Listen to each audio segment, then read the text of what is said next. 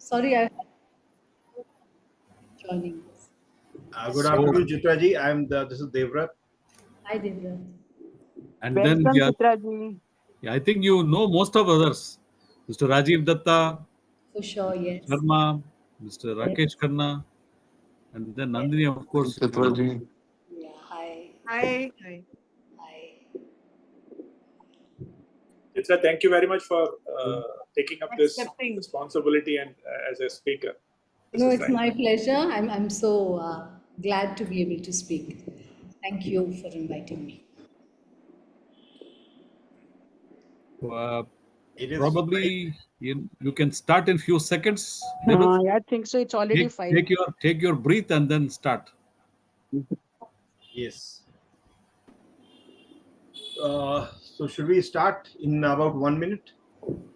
Yes, yes. Yes, that's your call. All the best. Thank you, sir. All the best, Chitra. All the best, Devrat. Thank you. Thank you very much.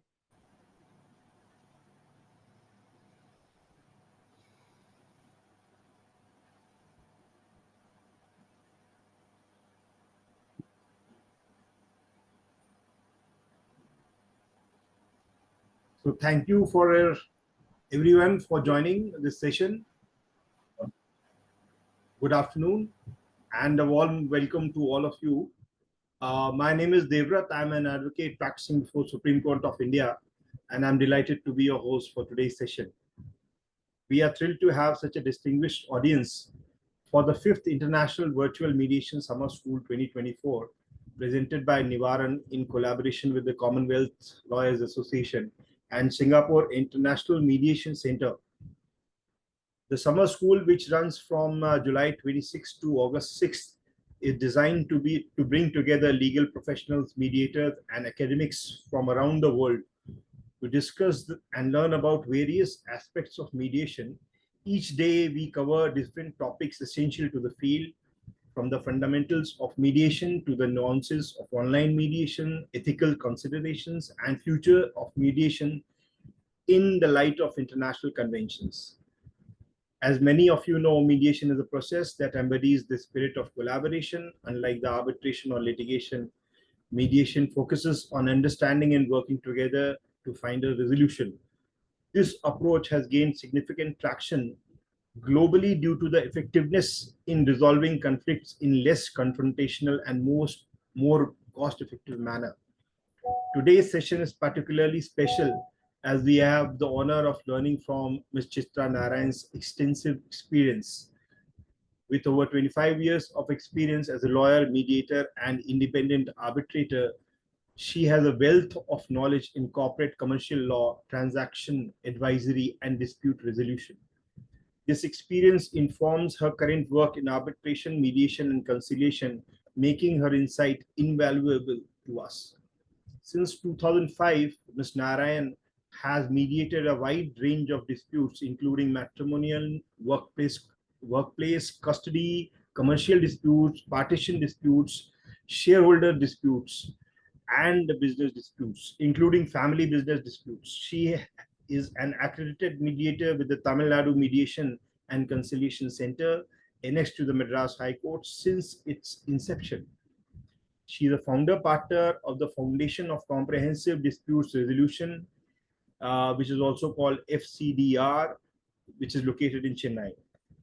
Beyond her mediation practice, Ms. Narayan is a visiting faculty member of Sai University in Chennai, the National Law School of India University in Bengaluru, and the Maharashtra National Law University in Mumbai. In 2020, she was part of the group of mediators appointed by the Mediation and Conciliation Project Committee of the Supreme Court of India to draft mediation legislation in India. Ms. Narayan is also a prolific author. She wrote on mediation policy and practice, which evaluates the use of mediation in various disputes verticals. She has served as the joint editor of Pollock and Miller, which is a book, on the Indian Contract Act, and was a specialist editor of C.R. Datta on the company law, and also A. Ramaya Guide to the Companies Act. She is Weinstein Jams International Fellow and a senior fellow with the Weinstein International Foundation.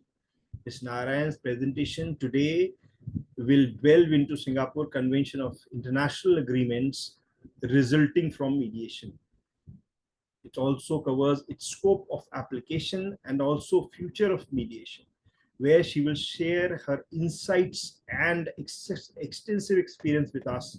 This topic is crucial as the Singapore Convention on Mediation, SCM as we call it, applies to international settlement agreement resulting from mediation concluded by parties to resolve a commercial dispute. It provides a harmonized framework for the enforcement of invocation of international settlement agreement resulting from mediation.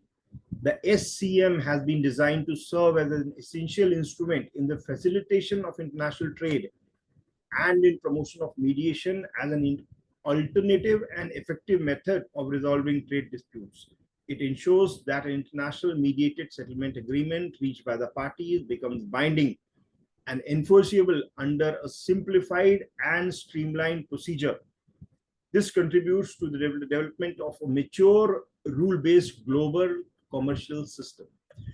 So, friends, before we begin, I'd like to remind everyone that there will be a question and answer session following the presentation. Please share your suggestions in the chat box throughout the session.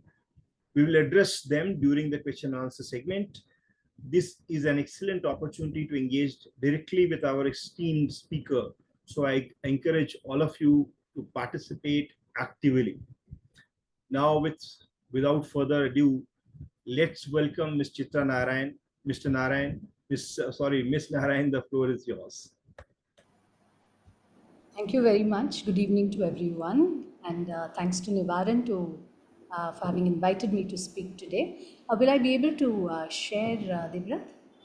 Yeah, you can share, ma'am. Rahul can help in sharing the PPT. Yeah, I think You can do it on your own. Yeah, I've got it. Yeah. Yeah. Okay. So thank you everyone once again. I have a 40-minute time, I think, or 35 minutes to complete, and I hope to do it by then.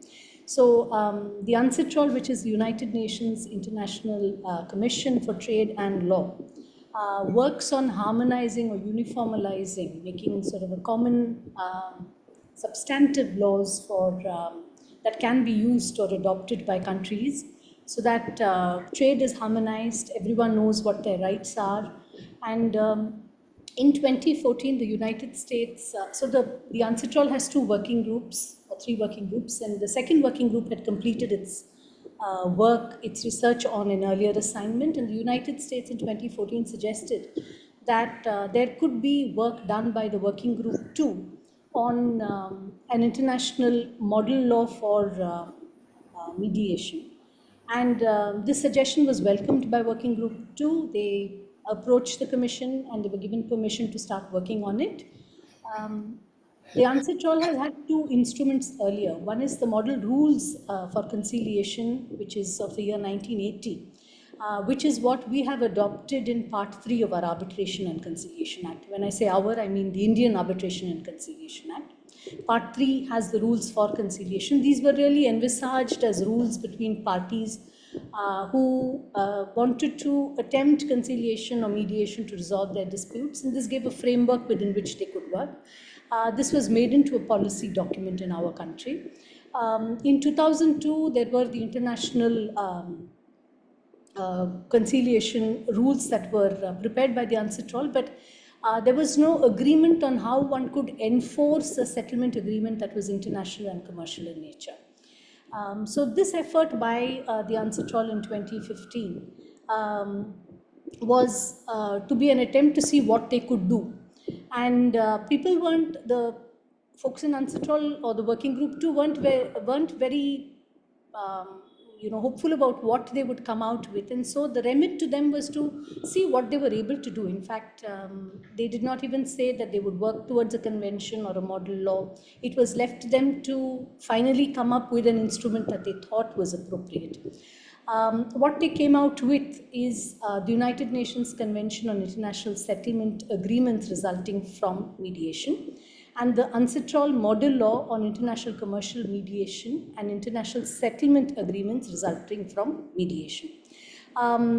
So before I get into it, into what these are, I will only deal with the convention, and rather than use the long name, the alternative name that was adopted for the convention was the Singapore Convention, and that's the expression I will use. The United Nations General Assembly passed this convention in 2018. It was up for signature in 2019. About 53 countries, 46 countries signed on the first day, and India was one of the countries that signed, one of the earliest signatories to the convention. I will come to talking about what this convention is about in a few minutes. But before that, I just want to sort of lay out the state of the problem that we were dealing with before the Singapore Convention, was passed by the United Nations General Assembly. We have three questions that always arise in private international law, and when I say private international law, I mean international law or law that would apply to any transactions or relationships between persons who are in two different countries or businesses in two different countries. The first question that comes up is, which are the courts that are competent to decide on any disputes that might arise between two persons in different countries? The second is, which is the law that will apply to these transactions or to this relationship? And the third question that comes up is, if there was a dispute that arose, and if a party chose to take the dispute to a particular court, and that court passed a judgment, and this party wanted to enforce that judgment in the country of the counterparty, would the courts of that counterparty, the courts of the country of the counterparty, recognize this judgment? Why should they? Would they? There are these questions. So you have institutions that are working on these issues, and there are conventions that have been prepared. India is not a signatory to these that relate to this, and we follow rules of conflict of laws or private international law that have developed over time on how do we decide which is the appropriate court, which is the appropriate law, and rules for enforcement of a foreign judgment. In India, we have the Code of Civil Procedure that has certain rules that talk about reciprocity. We have Section 44 capital A that says that we have reciprocal arrangements with certain countries where we will recognize judgments passed by the courts, competent courts of those countries, like they would judgments passed by the competent courts in India. We also have a rule of res judicata where, subject to certain norms being met, a decision by a competent foreign court on an issue will be taken as concluding what the issue is, or as a closure on that issue. The principle of res judicata will apply. Now, I am not an expert in private international law, but I do know from the little that I have studied in college that it is very, very fraught with so much of details and very complicated system of law.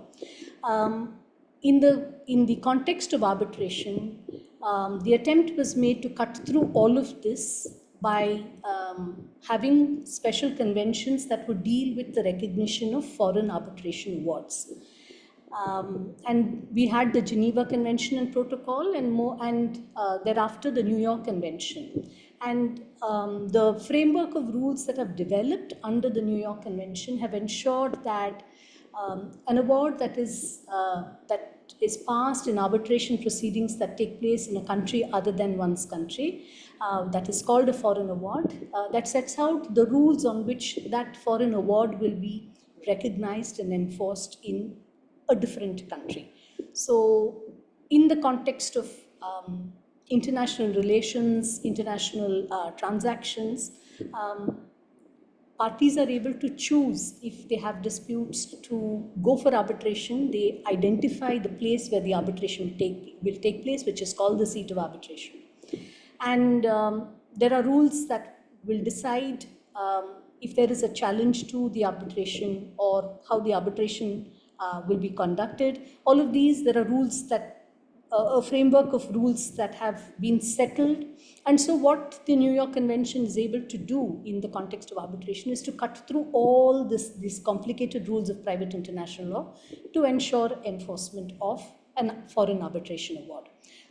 In the context of mediation, the same attempt has been made by the Singapore Convention. So why was there a need for the Singapore Convention? There were surveys conducted in the last couple of decades with businesses in various countries, more particularly in the United States of America, where companies spoke of the utility of mediation, that they would like to use mediation in cross-border disputes. And but they were very concerned about, we do try mediation, and we have a settlement agreement, but in the event the settlement agreement is not implemented, how do we enforce this? And given that different countries had their own set of norms about how mediations were conducted, what the status of a mediated settlement agreement would be, as well as enforcement of these settlement agreements, a lot of things were up in the air for businesses when they had a mediated settlement agreement about, depending on the country of their counterparty, what would be the status of the settlement agreement, how would they be able to enforce it. If the country in which they intended to enforce it, the foreign country, looked at the mediation settlement agreement only as an agreement, then this meant that despite taking time, effort, resources, in mediation to settle the dispute, at the end of it, they only had an agreement, which they would then again have to take to litigation to get the courts to sort of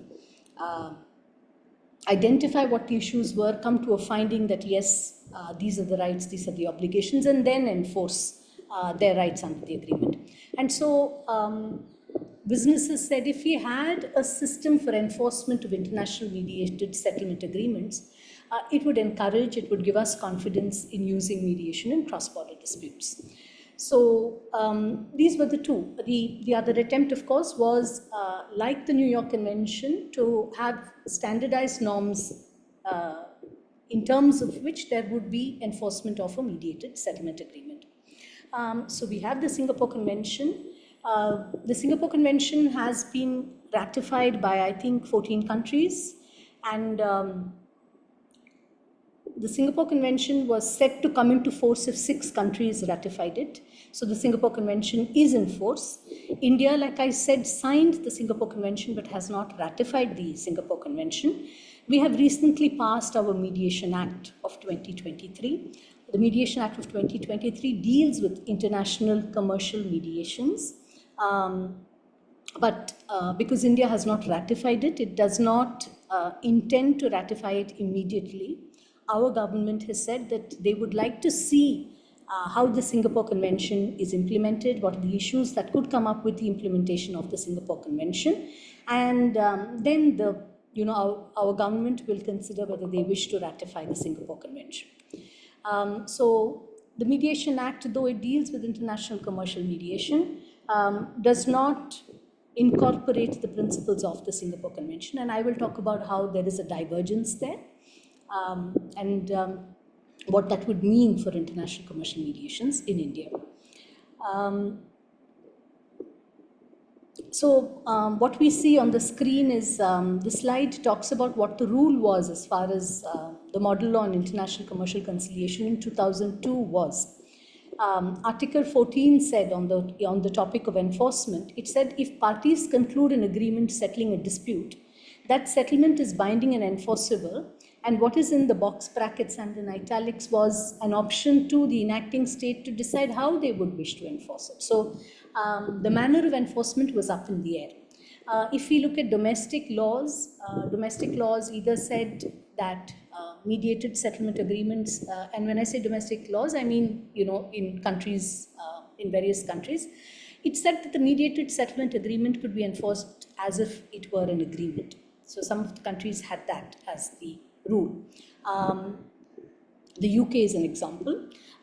Some countries said that the mediated settlement agreement would have the status of an arbitration award in agreed terms, and it would be enforceable as if it were an arbitration award. India is an example. The Part 3 of the Arbitration Conciliation Act, which deals with conciliation, says that if parties were to enter into a settlement agreement, this would have the same status as if it were an arbitral award on agreed terms, and it would be enforceable as if it were an arbitration award. Some countries have what is called a deed or a notarized document where they agree that should there be any breach in implementing the settlement agreement, it could be taken to court for enforcement. So these were the various sort of, status or recognition given to the mediated settlement agreement in domestic laws. And so clearly what was needed was a common way in which all countries would recognize and enforce or just enforce the mediated settlement agreement. So the Singapore Convention addresses this need. The Singapore Convention applies, to start with, to international mediated settlement agreements. So the point of entry for the Singapore Convention is a mediation has taken place. This mediation is international in nature, and I'll just explain what it is shortly. The mediation should have related to a commercial relationship. That is, both parties have a commercial relationship, and the disputes relate to this commercial relationship, and they have mediated these disputes, and they have a mediated settlement agreement, and one of the parties wishes to enforce this international commercial mediated settlement agreement. So the point at which the Singapore Convention gets, makes its entry is after there has been a mediation and a settlement agreement. The Singapore Convention defines international this way. It says that at least two of the parties must be from different countries, or one party is from a country, or both or all parties are from the same country, but the performance of the obligations is in a different country, or the closest connection to the mediated settlement agreement is in a different country. So this is how it defines international. The Singapore Convention, like I said, applies only to, and this is the definition. The Singapore Convention also applies only to commercial relationships. So both parties should have entered into the relationship with the business or a commercial purpose. It does not apply to employment agreements. It doesn't apply to consumer disputes. It doesn't apply to family disputes, matrimonial disputes. So it applies only to commercial disputes. The reason is not far to seek. An attempt at uniformization is easier when there are commercial disputes because parties the imbalance of power is less. There is already an attempt to sort of standardize contractual and commercial laws across the globe. Other disputes like consumer disputes or employment disputes or family disputes have a lot that go into the law and policy that deal with protecting vulnerable constituents in the dispute. There are cultural elements to these kind of disputes. So the UNCITRAL decided that what they would deal with would only be commercial disputes. One of the important aspects in the Singapore Convention is its definition of mediation.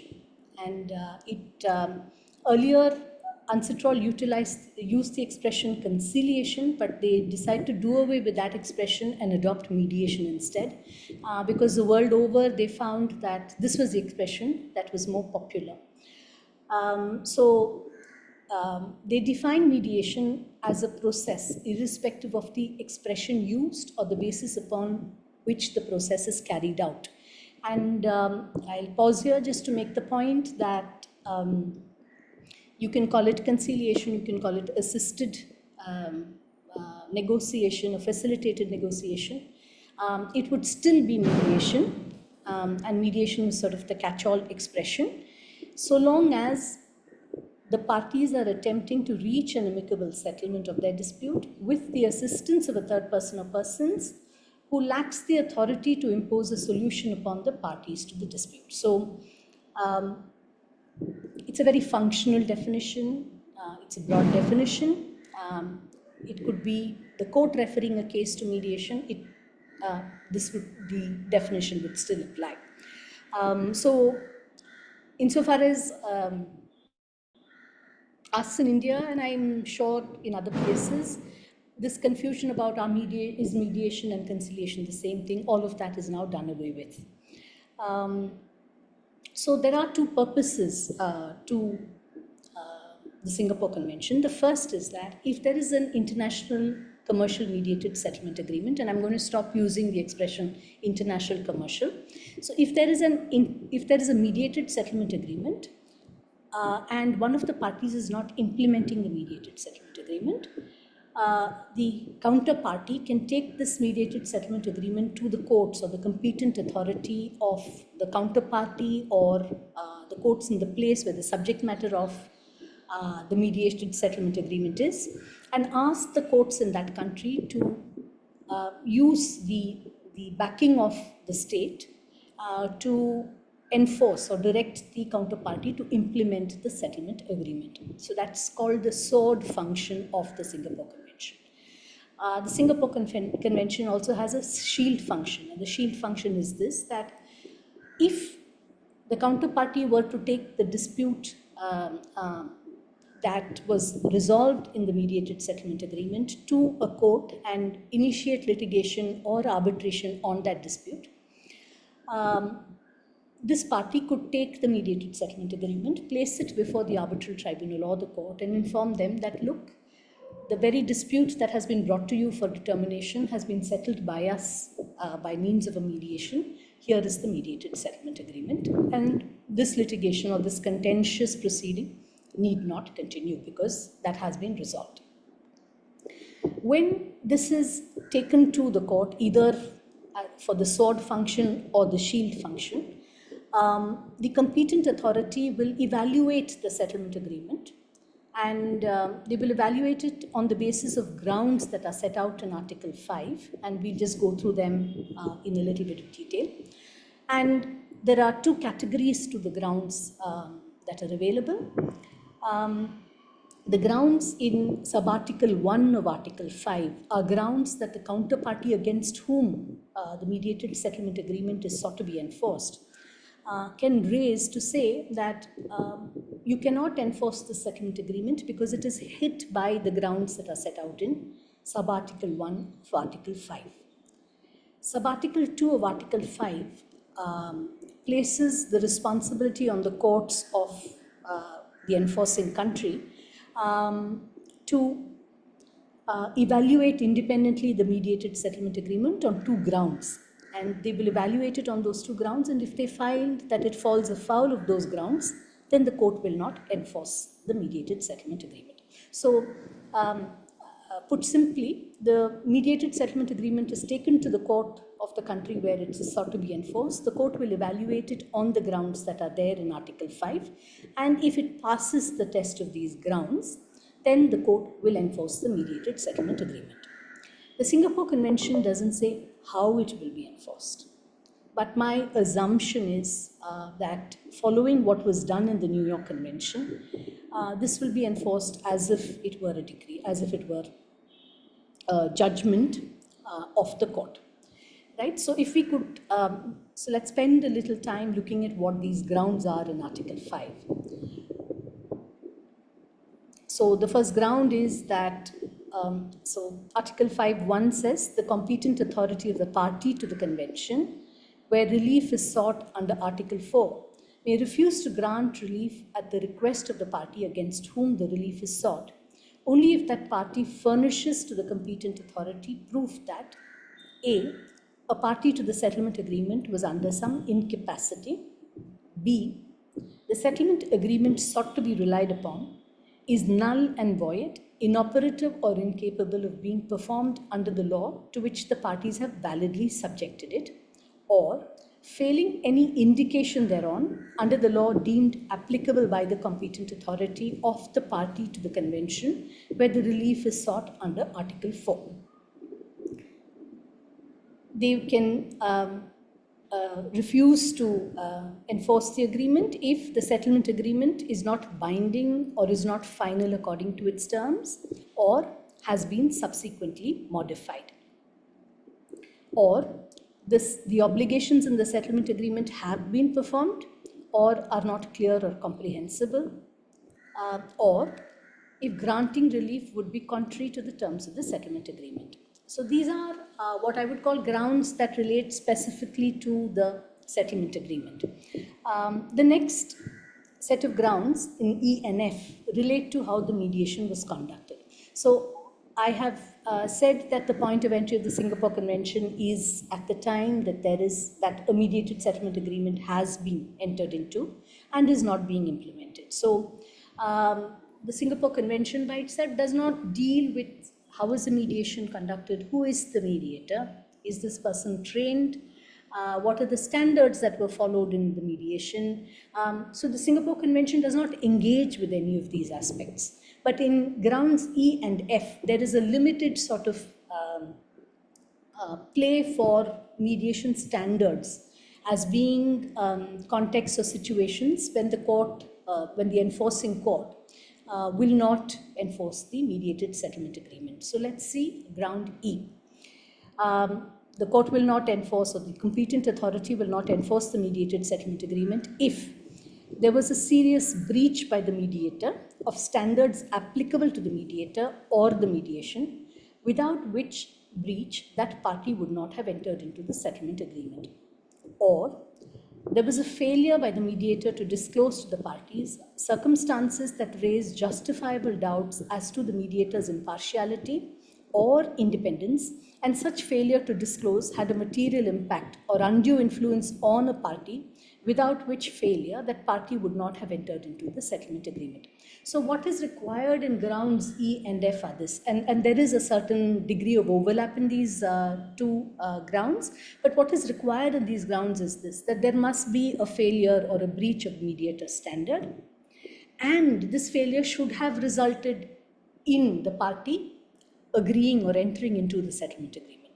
So there must be a causal connection between the settlement agreement and the fact that there was a breach of mediator standards. So it is to this extent that the Singapore Convention sort of accommodates concerns or questions about how the mediation was conducted. Article 5, sub-article 2 are independent grounds that the enforcing authority must take into account before they decide that they will enforce the award. So sub-article 2 reads, the competent authority of the party to the convention, where relief is sought under Article 4, may also refuse to grant relief if it finds that granting relief would be contrary to the public policy of that party, or the subject matter of the dispute is not capable of settlement by mediation under the law of that party. So what we see are sort of compact and what is intended to be comprehensive and definitely exhaustive grounds on which a challenge could be made to the mediated settlement agreement. And when I say challenge, I mean that resistance to the enforcement of the settlement agreement by the counterparty against which enforcement is proposed. This is intended to be exhaustive, and the attempt made was through discussions by various countries, governmental agencies, non-governmental agencies that participated in the working groups discussions to find grounds that are comprehensive, that take into account concerns about mediated settlement agreements, but don't get in the way of a party being able to enforce what they have agreed with another person. So while it is typically not the case that mediated settlement agreements need to go to court for enforcement, parties have crafted the settlement agreement, they have crafted the settlement agreement in a way that is good for them. And so they typically would implement their obligations under the settlement agreement. But the Singapore Convention is for the unusual circumstance where a party may not implement it. And so the Singapore Convention is a balancing act between making sure that there is due process, that substantive rights of parties are not infringed in entering into a settlement agreement, and making sure that apart from these grounds that are identified in the Singapore Convention, no party is able to take, is able to say that I have entered into the settlement agreement, but I will not implement it. So this is a big balancing act, and I think it's a remarkable balancing act that the Singapore Convention has achieved.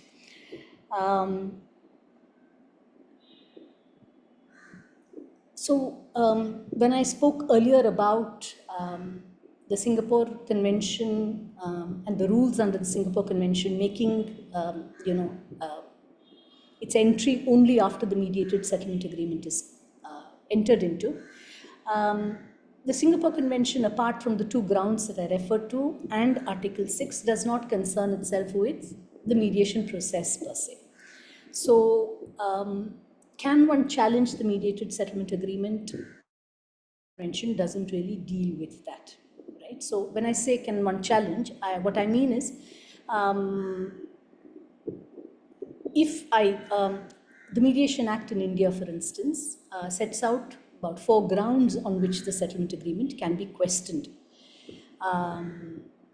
And one of the grounds is fraud. The other grounds is that it should not be null or void under the Indian Contract Act.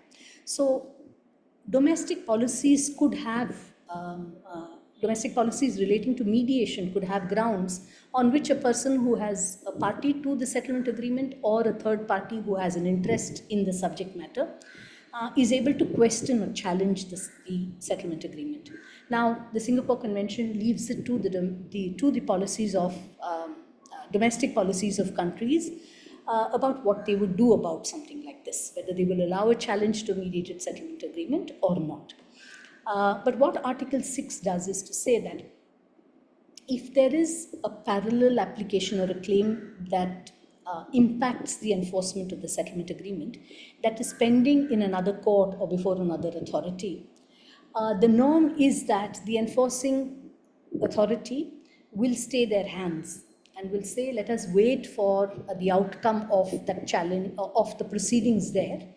And once that is over, then we will recommence the proceedings for enforcement. It also makes a provision for the enforcing party seeking some kind of security to be ordered by the enforcing authority, and the enforcing authority will consider that and pass some orders relating to provision of security. What is unclear is if I were to challenge that settlement agreement and if the court set that aside, right, it will need to fall within the grounds in Article 5 for the enforcing court not to resume the enforcement. Unlike the New York Convention, there is no requirement of reciprocity that a country which has ratified and adopted the Singapore Convention will enforce an international mediated settlement agreement on an application made by a person in another country, only if that person's, state had similarly ratified the Singapore Convention. So there is no such requirement. There is nothing that the Singapore Convention talks about on where it was that the mediation was conducted. It could have been conducted anywhere. If you intend to enforce it in a particular country because the counterparty is there, or the subject matter of the mediation settlement agreement is there, or any properties are there that you would want to enforce it against, that's the only basis on which you approach that court for enforcement.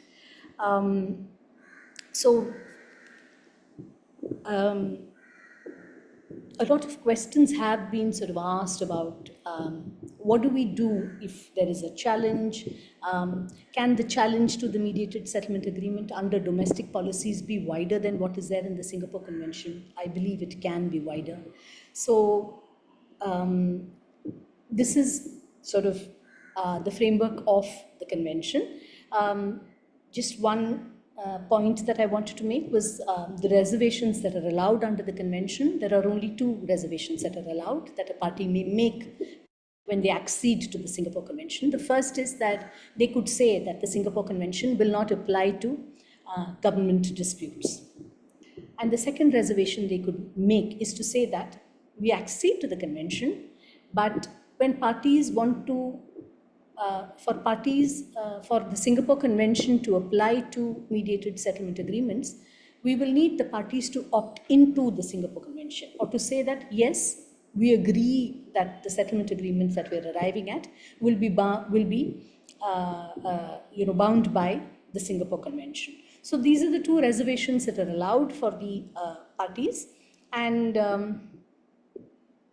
this is the current status of the convention. We have 57 signatories, 14 ratifications, and this is the website where we find the Singapore Convention and the status that is there of the Singapore Convention today and developments under the Singapore Convention.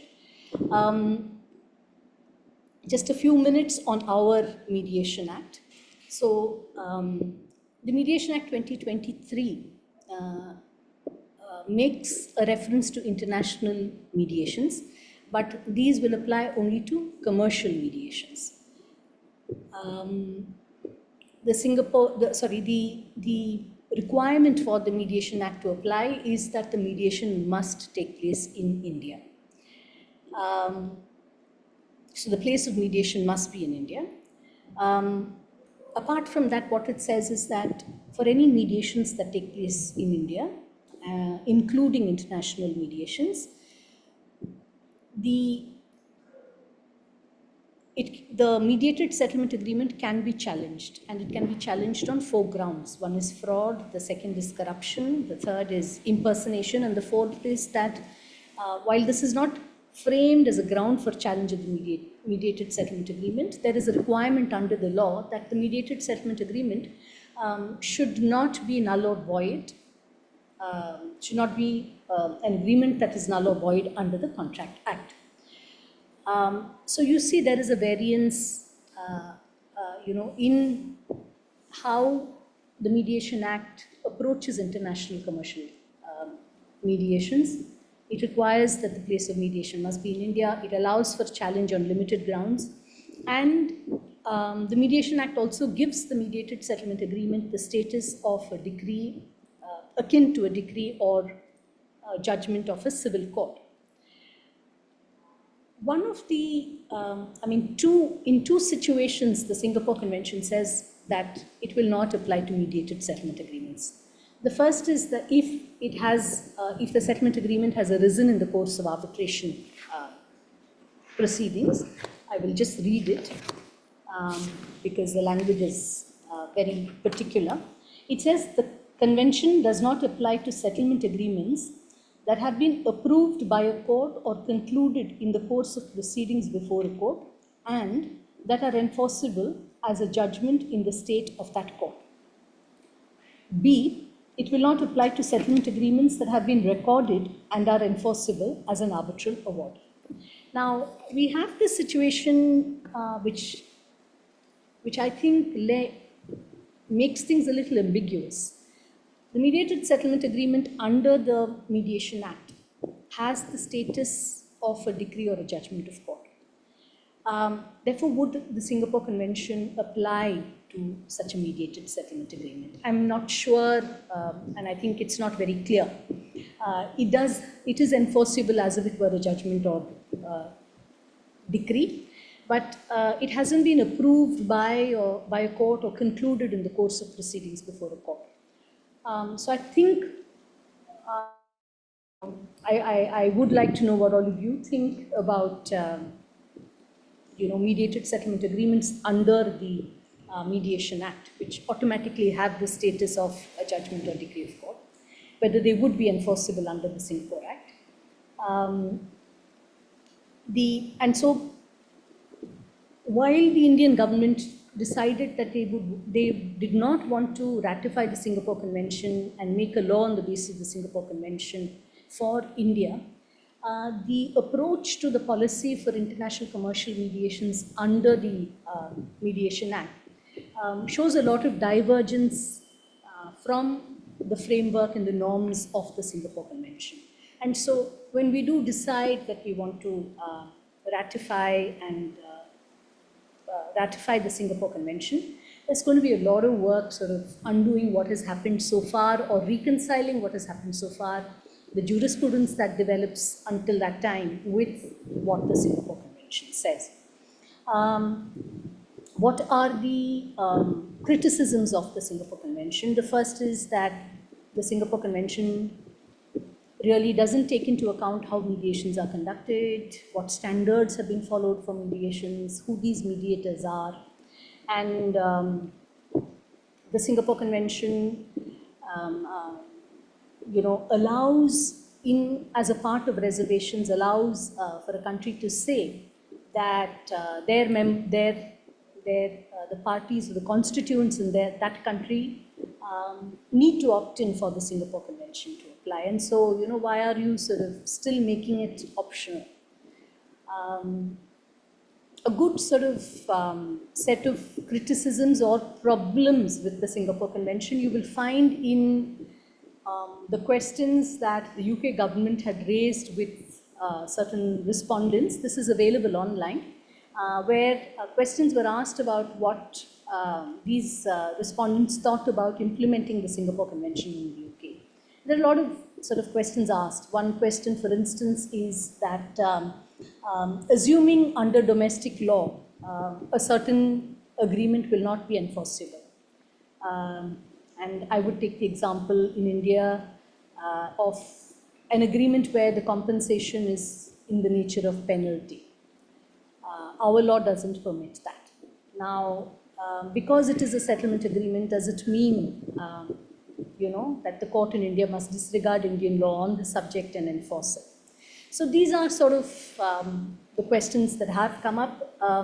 One of the countries that has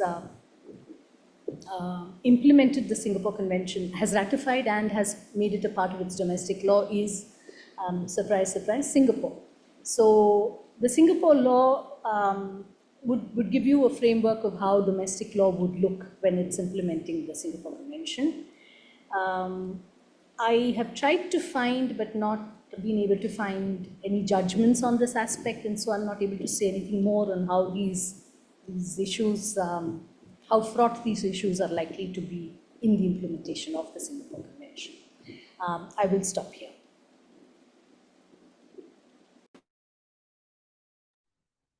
Thank you very much, madam, for this insightful and thought-provoking presentation. We truly appreciate the depth of knowledge and experience that you shared today. Now we will move to our question and answer session. I see that we already have some questions coming from the audience. So, madam, I'll just take a few of them.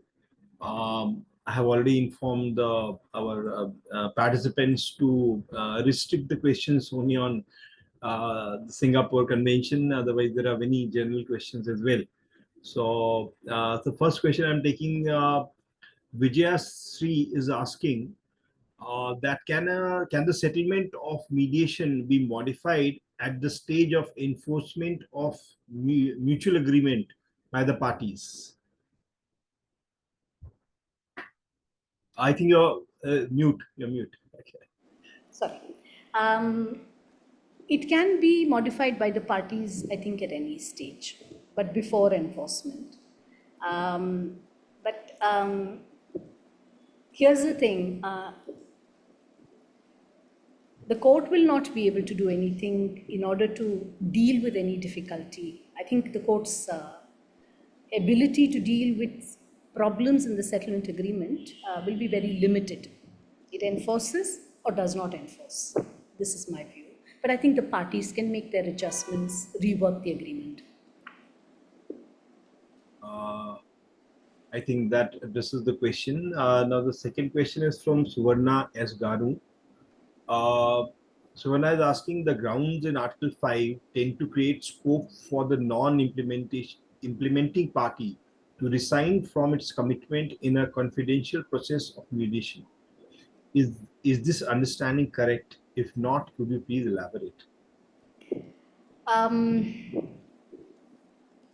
Let me answer this way. I think if someone does not want to implement it, they're not going to implement it and they're going to resign from it.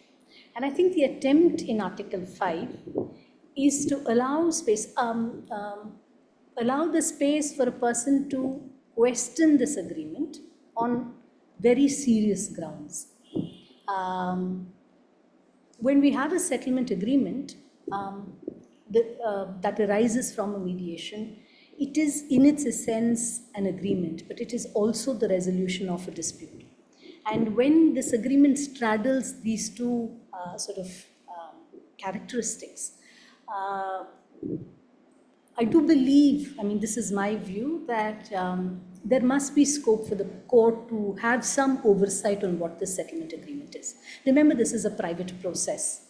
And remember that parties are free to settle it in any manner that they think is right or just for them. And it need not meet the norms of legal entitlements that the party may have. And so the starting point for me would be that, yes, there needs to be oversight. And B, when we set these norms for oversight, we make sure that these norms aren't overbroad or expansive, but that we take into account genuine concerns that we would have about such a settlement agreement. And I think Article 5 does a great job of making this balance. If you want to resign, you better show very good grounds that are there in Article 5 to be able to resign from your agreement. Thanks for that comprehensive answer. The next question is from Swati Padnekar. She's asking, the term state's competent authority in Article 3, which authority is SCM referring to? SCM is proposing that the country identify who the competent authority will be.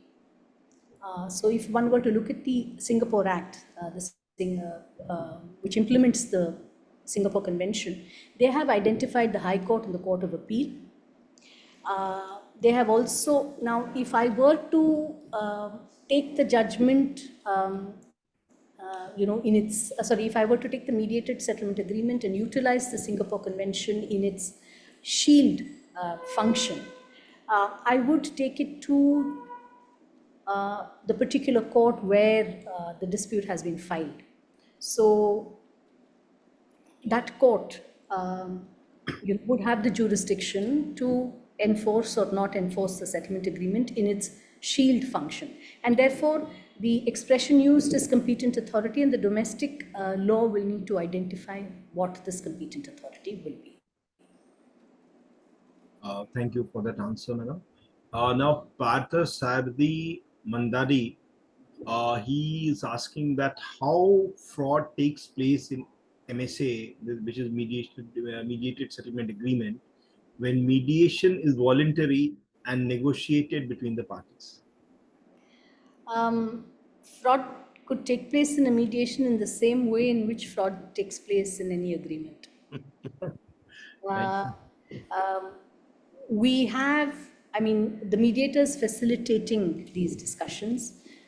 It is not necessary that, or it's not typical that the mediator would know everything about each of the parties and, would be able to safeguard if there is a fraud happening. The mediator would not know. And so the possibility of fraud in a mediation, I think, could happen just as much, because parties are negotiating, remember, with asymmetric information about the other party. I don't know information about the other party except what has been revealed to me. And when mediators get more information in the private sessions with parties, they're bound by the double rule of confidentiality, that they cannot share this information unless there is an authorization by the party. Very recently, and it's a very interesting question you raised, because very recently we had a discussion amongst the mediators about what would the role of the mediator be when the mediator sees that there is a settlement agreement that is completely unfair to one of the parties. Should the mediator intervene? Should the mediator not concern themselves with the outcome? And we had a lot of points, but I think that's a discussion in itself, so I will not go down further. Thanks, Chitra. Now Suvarna is again asking a question.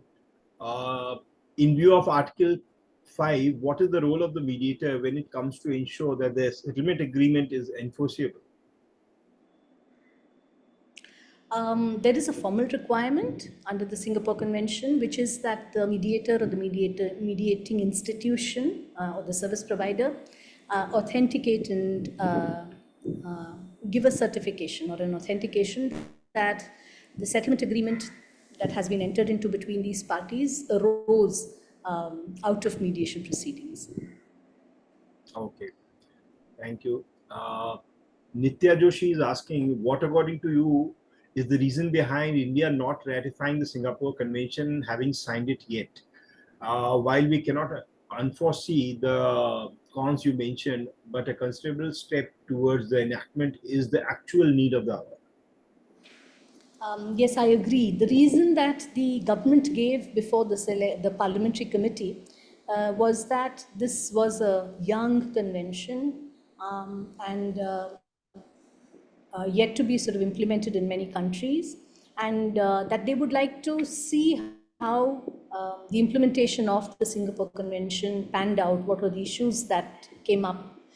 Were there problems that would come up? So we will watch, we will see how it is implemented, and we take a decision on ratifying the convention after we've assessed how the Singapore Convention plays out. Mr. Jabbar from Cochin is asking, is there any accredited panel for international mediators commercial disputes? I mean, these are just institutions, international institutions that have panels of mediators. The SIMC is one, Singapore International Mediation Center is one. The IMI has a panel, and I'm sure there are many sort of international institutions in various countries that have their panels for mediators who mediate international disputes and have their sort of qualifications for a person to be empaneled in those panels. Madam Irika Giffard Murray is asking, mediation and its role in criminal justice system in India, mediation and its role in restorative justice process in India. If you can, elaborate on that. Okay. We have used mediation in the criminal justice system, particularly for matrimonial disputes. For restorative justice, I know there are organizations that work on it. I think I'm not the right person. I don't have the competency to say how much mediation has been utilized in restorative justice. I am unable to answer your question on that. But the focus of utilizing mediation in criminal proceedings has been particularly in matrimonial disputes. Now, Pavel Prokovic is asking, what will happen in case the agreement between the parties is not legal in the countries of the parties? Yeah. If the agreement is not legal, I will give you the example of how the law would play out in India. Assuming India has ratified the convention and the agreement is illegal, the agreement intends, let us say, to violate our foreign exchange regulations. This would be an agreement which is contrary to law. It will be a void agreement. And if we were to look at Article 5, that is one of the grounds on which a mediated settlement agreement will not be enforced under the Singapore Convention. Thank you so much, Chitra Madam, for taking up all those questions. There are other few general questions also. I wouldn't like to bother you uh, about those. And I think all the questions on Singapore International Agreement you have already taken. And we are very thankful that to you for that. And thanks everybody for joining this session today. And as we come to the close of this enlightenment session, it is my privilege to extend our heartfelt thanks to our esteemed speaker, Ms. Chitra, for her insightful and thought-provoking presentation on Singapore Convention on International Settlement Agreement resulting from mediation. Today, I think we have will delve into the depth of a crucial topic that has significant implication for international dispute resolution. Chitra has skillfully navigated us through the intricacies of the Singapore Convention, illuminating its scope of application and exploring the future of mediation. About the scope, Madam has said that whatever she has said, we gained a clearer understanding of how the convention facilitates the enforcement of international settlement agreement, providing a uniform framework that bolsters confidence in mediated agreement. Chitra Madam has highlighted the critical aspects that determine the scope of the application, emphasizing how this contributes to predictability and legal certainty in international business transaction. About the future of mediation, what Madam has explained, we can say that it looks quite promising, and our speaker has provided us with a comprehensive outlook. We have explored how the convention can potentially transform mediation from a supplementary to a mainstream method of dispute resolution globally.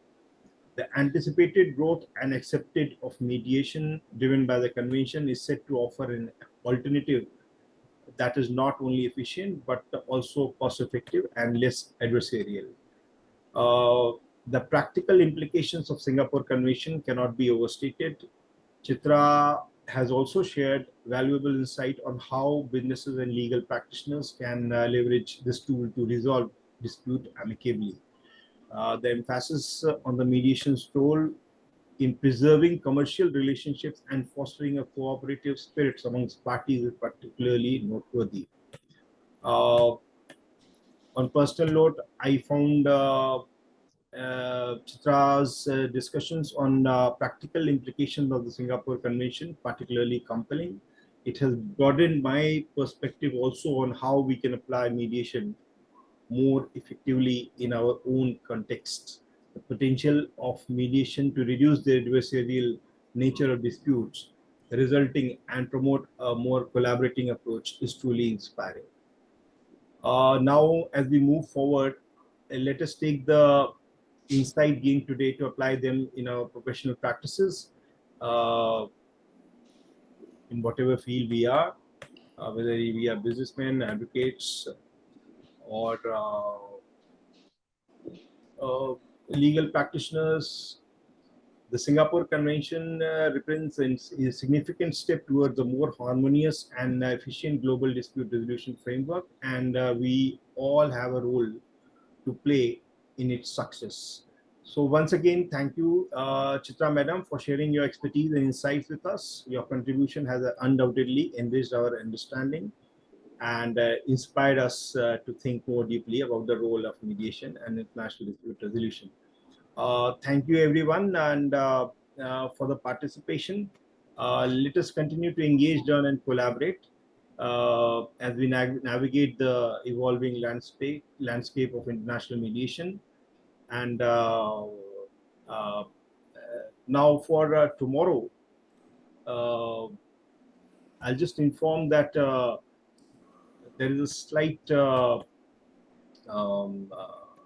deviation from whatever we were having, the kind of sessions that we were having.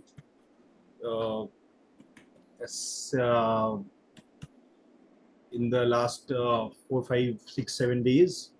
And tomorrow we'll have a fully interactive session with that will be presented by Mr. K.S. Sharma, and it will be hosted by our colleague Mr. S.S. Ray, and all the participants can interact with the speaker and the host, and I think the same promises to be more engaging and informative as we look forward for this, and we truly look forward for all of you to seeing you again tomorrow for this really good interactive session.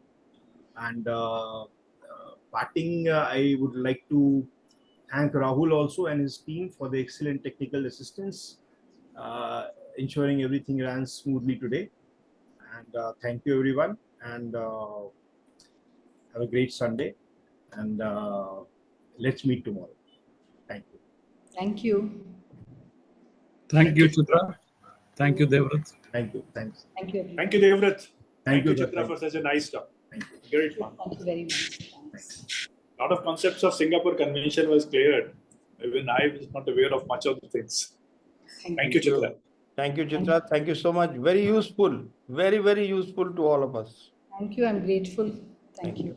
Thank you, Chitra. Thanks. Thank you, Nandini. Bye-bye. Thank you. Thank Thank you, Devrat. Thank you, sir. Thank you.